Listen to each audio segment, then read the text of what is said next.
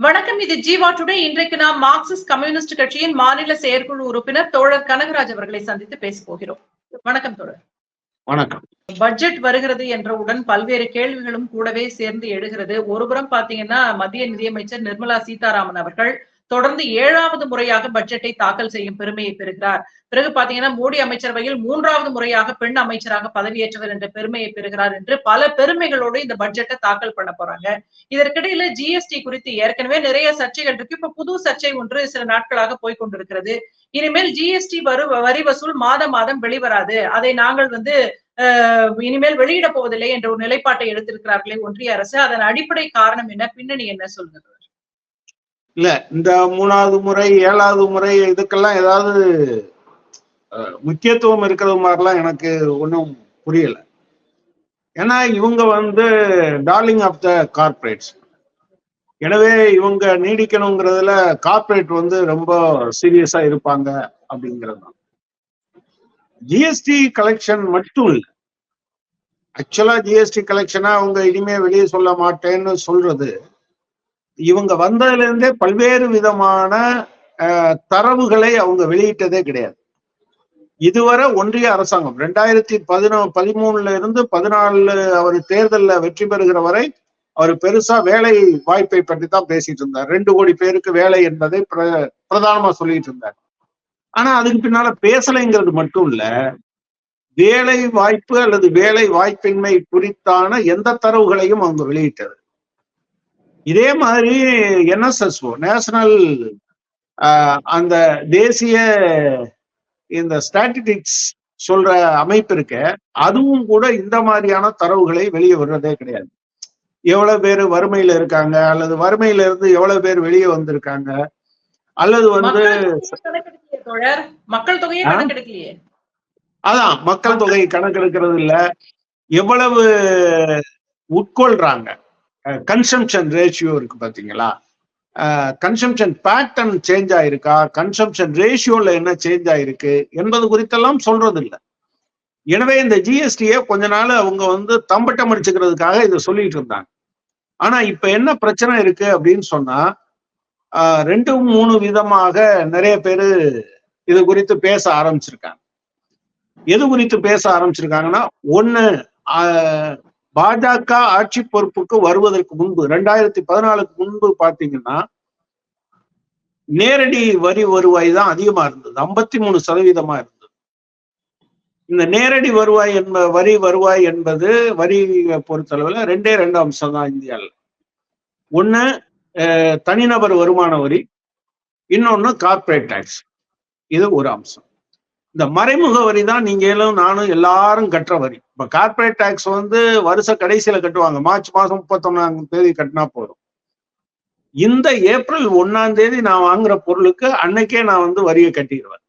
இதுல இந்த ஏமாற்று அல்லது கழிவுகளுக்காக நிற்கிறது இப்படி எதுவுமே சாதாரண மனிதன் கட்டுற ஜிஎஸ்டில இல்லை. சோ நீங்க நேரடி வரி, உலகம் முழுவதுமே நேரடி வரி தான் அதிக அளவுல இருக்கும். ஆனா கொஞ்சம் கொஞ்சமா இவங்க அதை என்ன பண்ணிட்டாங்க அப்படின்னா, 2019 கணக்குப்படி 59% எது மறைமுக வரி, 41% தான் நேரடி வரி. 47ல இருந்து 41 குறைஞ்சிருச்சு என்பதை 53ல இருந்து 41 குறைஞ்சது. வேற இந்த மறைமுக வரி 47ல இருந்து 59 அதிகரிச்சது. அப்படி இப்ப சாதாரண மனிதனிடம் வரியை அதிகமாக வாங்குவது என்பது. இந்த நேரடி வரியில கூட ஒரு பிரச்சனை என்ன வந்தது அப்படின்னா, நீங்க நேரடி வரியில 2 இருக்குன்னு சொன்னல, ஒண்ணு தனிநபர் வருமான வரி, இன்னொன்னு கார்பரேட் வரி. இது 2ஐயும் நீங்க பாத்தீங்க அப்படின்னு சொன்னா, இத 100% வச்சுக்கிட்டு பார்த்தா, நேரடி வரி இல்ல வருமான வரி இருக்கு இல்லையா, அது 12-13ல 38.6% இருந்தது கார்பரேட் டாக்ஸ். இங்க இது மறைமுக கார்பரேட் டாக்ஸ் அதிகமா இருந்தது. ஆனா கொஞ்சம் கொஞ்சமாக அதுக்கும் வருமான வரிக்கும் உண்டான ரேஷியோ பாத்தீங்கன்னா தனிநபர் வருமான வரி தான் அதிகமா இருக்கு அப்படிங்கிறத பாக்குறோம். சோ இந்த கண்டிஷன்ல ஒரு சின்ன சந்தேகம், தனிநபர் வருமானம் அதிகரித்து விட்டது, அதனாலதான் வருமானமும் அதிகரித்து விட்டது அப்படின்ற செய்தி அவங்க சொல்ல மாட்டாங்களா? அப்ப கார்பரேட் எல்லாம் மூழ்கிடுச்சா?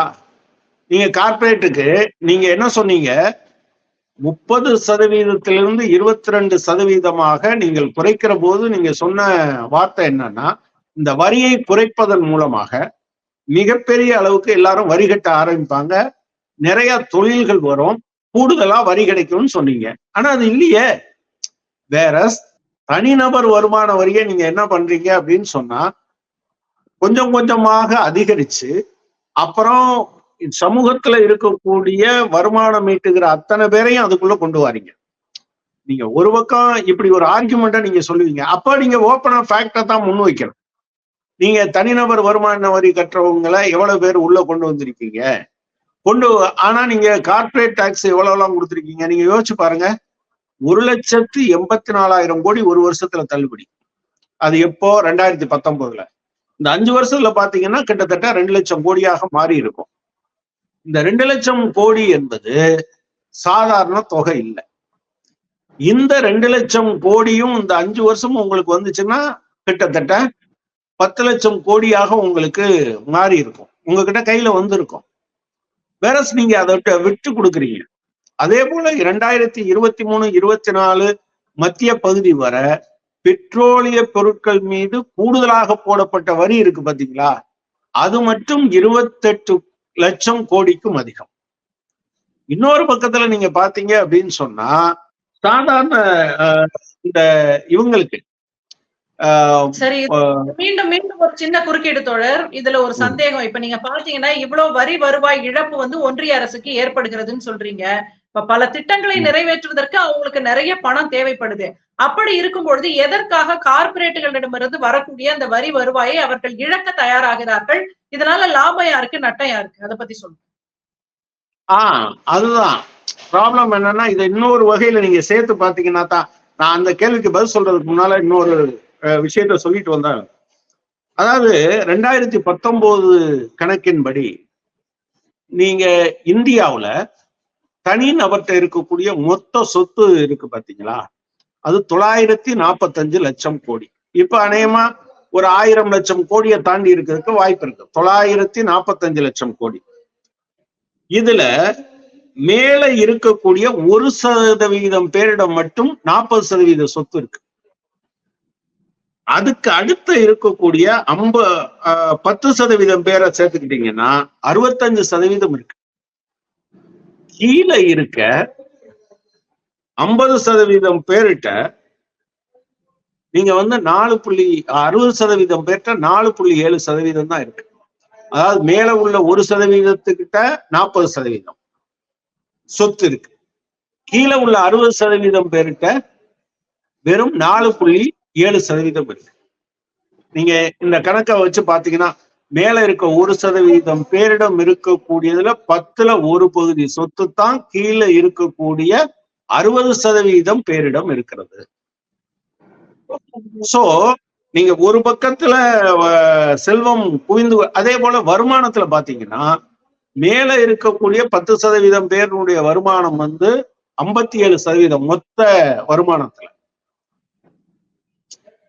கூலிக்கு கொடுக்கறது, கவர்மெண்ட் கொடுக்கறது, பிரைவேட் கொடுக்கறது, எல்லா சம்பளத்தையும் நீங்க சேர்த்து பாத்தீங்கன்னா மேல இருக்க 10% பேரு 57% வருமானத்தை எடுத்துட்டு போயிடுறாங்க. மீதி இருக்க 90% பேரும் மீதி இருக்க 47%. சோ இவங்களுடைய பாலிசியே இதற்கு தகுந்த மாதிரி வடிவமைக்கிறாங்க. அதுக்கு சரியான உதாரணம்னு பாத்தீங்க அப்படின்னு சொன்னா, நீங்க அரிசிக்கு பிரிட்டிஷ்காரங்காலத்தை தவிர வேற எப்போதும் அரிசி, கோதுமை மாதிரியான உணவுப் பொருட்களுக்கு டாக்ஸே கிடையாது.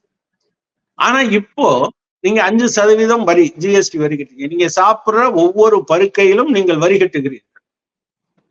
அதுதான் இன்னைக்கு இருக்கிற நிலைமை. ஆனா இன்னொரு பக்கம் பாத்தீங்கன்னா வைரம் மாதிரியான பொருட்களுக்கு வெறும் 1.5% 1.5% தான் வரி. ஆனா தங்கத்துக்கு 3% வரி. இப்படி வடிவமைச்சு வச்சிருக்காங்கிறத வச்சு அப்ப நீங்க கேக்குறீங்கல்ல இது ஏன் இப்படி அப்படின்னு. இவர்கள் இயல்பிலேயே கார்ப்பரேட்டுகளுக்கு ஆதரவான பொருளாதாரம் மையப்படுத்தப்பட்டதாக இருக்க வேண்டும் என்று நினைக்கிறாங்க. நீங்க வெறும் அதானி மட்டும் இல்ல, அதானி உலக பணக்காரர்கள் பட்டியல் 645வது இடத்துல இருந்து 3வது இடத்துக்கு வந்தாருங்கிறது மட்டுமல்ல பிரச்சனை. இந்திய பணக்காரர்கள் எண்ணிக்கையும் எவ்வளவு கூடி இருக்குன்னு இந்த காலத்துல பாத்தீங்கன்னா உங்களுக்கு தெரியும். இது எல்லாத்தையும் நீங்க சேர்த்து பாத்தீங்கன்னா 2014 100 கோடிக்கு மேல சொத்து வச்சிருந்த இந்தியர்களுடைய எண்ணிக்கை வெறும் 28. 2020 இது 102. 2023 இது 169. 100 கோடிக்கும் அதிகமாக சொத்து வைத்திருக்கிறவர்கள். சோ இந்த கேப் வந்து வைடன் ஆகிக்கிட்டு இருக்கு. ரொம்ப மிகப்பெரிய அளவுக்கு ஒரு காட்டுமிராண்டித்தனமான இடைவெளி உருவாயிருக்கு அப்படிங்கிறது. இப்ப அடுத்ததுதான் நீங்க கேட்ட கேள்வி, பணம் வேண்டாமா இதுக்கெல்லாம்? அப்படி நீங்க வந்து பெரிய அளவுக்கு சாலை போடுவதற்கு அதுக்கெல்லாம் பணம் வேண்டாமா, இன்ஃப்ராஸ்ட்ரக்சரை உருவாக்குறதுக்கு பணம் வேண்டாமா அப்படின்னு கேட்குறீங்க. கரெக்ட், இதுக்கெல்லாம் பணம் வேணும்.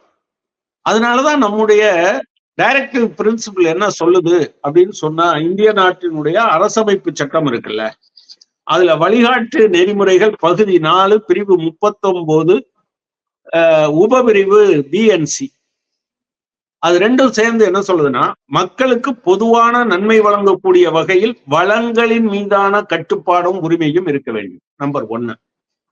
அதே போன்று பொதுவான மக்களின் நலனுக்கு பாதகமான வகையில் சொத்தும் உற்பத்தி சாதனங்களும் ஓரிடத்தில் குவியாத வகையில் பொருளாதார அமைப்பு முறையில் இயக்கம் இருக்க வேண்டும். இதுதான் உங்களுக்கு வழிகாட்டு முறை. ஆனா நீங்க என்ன பண்றீங்க, இதுக்கு நேர் எதிராக அதை கொண்டு போய் வைக்கிறீங்க. சோ இதுல என்ன லாபம் அப்படின்னு சொன்னா, இப்ப எல்லாரும் நம்ம இந்த தேர்தல் பத்திரத்தை பத்தி பேசிட்டு இருந்தோம் பாத்தீங்களா, ரொம்ப சாதாரணமா பேசிட்டு இருந்தோம். அவங்க அதுல அவ்வளவு வந்துருச்சு, 8000 கோடி அவங்களுக்கு வந்துருச்சு, அப்படி எல்லாம் பேசிட்டு இருந்தோம்.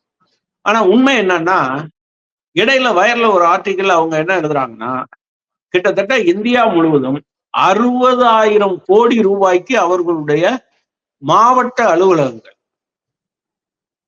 60,000 கோடி ரூபாய் வரை கட்டி உருவாக்கி இருக்காங்க. அவங்க கிருஷ்ணகிரி மாவட்டத்துல இருந்து ஆரம்பிக்கிறாங்க.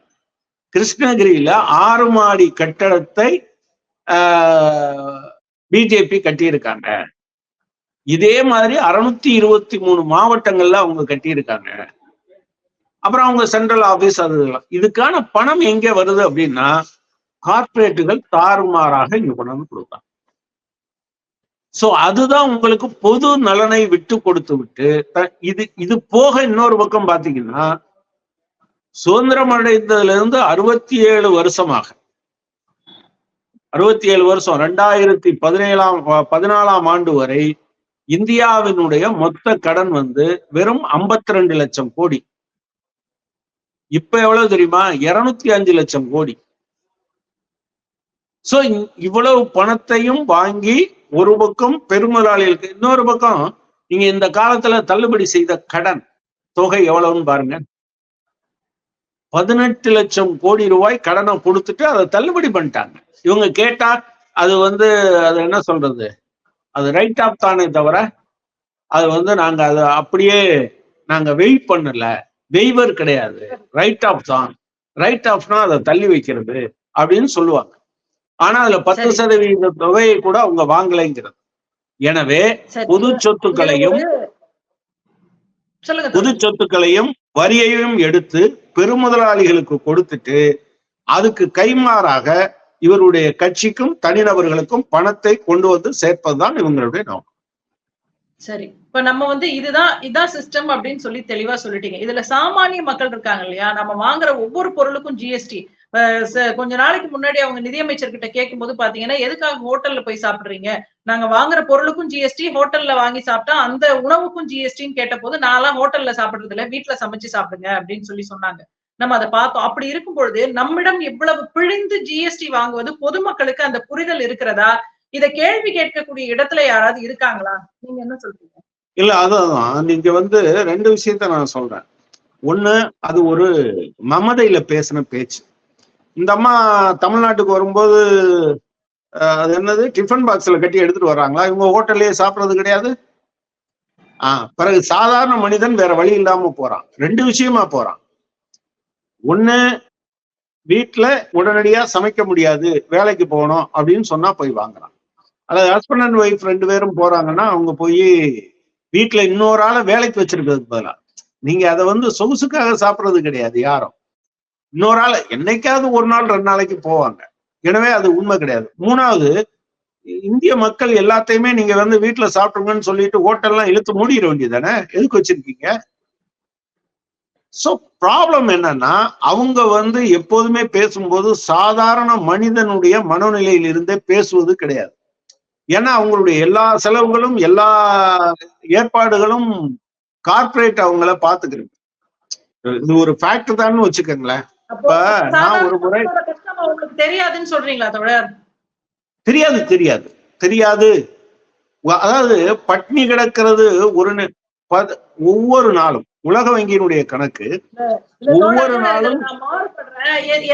எனக்கு சொல்லணும், நம்ம பழைய புகைப்படங்கள்லாம் அவங்க நிர்மலா சீதாராமன் அவங்களுடைய பார்த்திருக்கோம். சாதாரண ஒரு குடும்ப பெண் மாதிரி அவங்க ஊறுகாய் போட்டுட்டு இருப்பாங்க, வீட்டுல ரொம்ப இயல்பா இருப்பாங்க. அவங்க நிதியமைச்சரான உடனே மட்டும் என்ன அவங்க திடீர்னு சாதாரண மக்களின் உணர்வு புரியாதுன்னு எப்படி நீங்க சொல்றீங்க? இல்ல, அதாவது ஒரு வறுமை பசி இதெல்லாம் வேற, ஒரு சாதாரண ஆளா இருக்கிறதுங்கிறது வேற. இப்ப கூட நான் காலையில சாப்பிடல, ஆனா காலையில சாப்பிடாம இருக்கிறது, ஒரு நேரமோ 2 நேரமோ சாப்பிடாம இருக்கிறது பிரச்சனை இல்லை. ஆனா சாப்பாட்டுக்கு இல்லாம சாப்பிடாம இருக்கிறது இருக்குல்ல, அது மிகப்பெரிய கொடுமை. அதாவது எனக்கு உண்பதற்கு உணவில்லை என்கிற அந்த உணர்வு இருக்கு பாத்தீங்களா, அது அது அது மாதிரியான கொடூரம் எதுவும் கிடையாது. ஒவ்வொரு நாளும் இந்தியாவில் தினசரி 19 கோடி பேர் பட்டினியோட தான் தூக்கத்துக்கு போறாங்கிறது இன்னைக்கு இருக்கக்கூடிய ஃபேக்ட். இதை நீங்க அங்கீகரிக்கணுமா இல்லையா?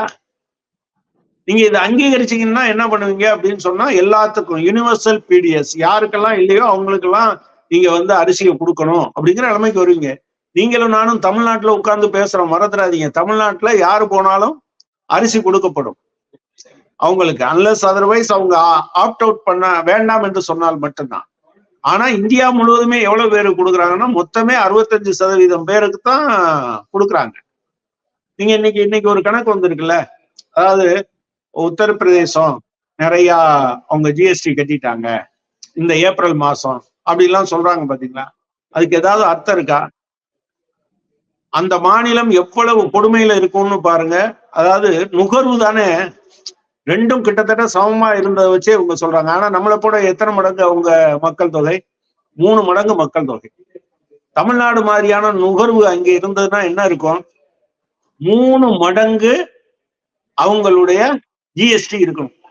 தமிழ்நாடு 12,000 கோடினா அவங்க 36,000 கோடியா இருக்கணும். அப்படி இருக்கா அவங்களோடது?